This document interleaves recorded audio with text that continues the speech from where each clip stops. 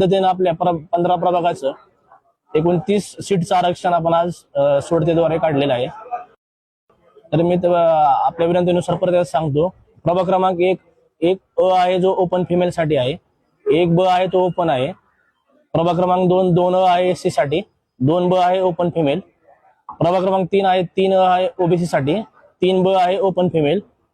प्रभाग क्रमांक 4 मध्ये 4 अ आहे ओपन फिमेल, 4 ब आहे ओपन।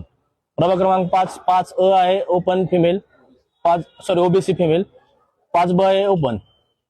प्रभाग क्रमांक 6 अ आहे ओपन फिमेल, 6 ब आहे ओपन। प्रभाग क्रमांक 7 मध्ये 7 अ आहे ओपन फिमेल, 7 ब आहे ओपन। प्रभाग क्रमांक 8 मध्ये 8 अ आहे ओबीसी फिमेल, 8 ब आहे ओपन। 9 मध्ये 9 अ आहे ओबीसी, 9 ब आहे ओपन फिमेल। 10 मध्ये 10 अ आहे ओपन फिमेल, 10 ब मध्ये ओपन।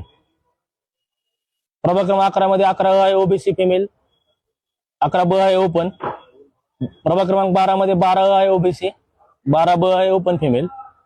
प्रभाग क्रमांक 13 मध्ये 13 एससी फिमेल, 13 ब ओपन। प्रभाग क्रमांक 14 मध्ये 14 ओपन फिमेल, 14 ब ओपन। प्रभाग क्रमांक 15 मध्ये 15 आहे ओबीसी आणि ब आहे ओपन फिमेल।